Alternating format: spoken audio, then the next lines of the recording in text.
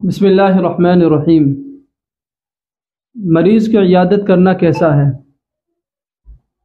مریض کی عیادت کرنا سنت ہے اور اس کا بہت زیادہ ثواب بھی ہے، اور دوسری مرتبہ اس کی زیارت کرنا، اس کی عیادت کرنا نفل ہے۔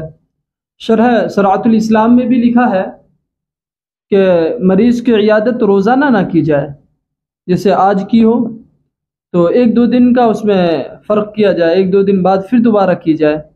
روزانہ کرنے سے مریض کو پریشانی لاحق ہوگی۔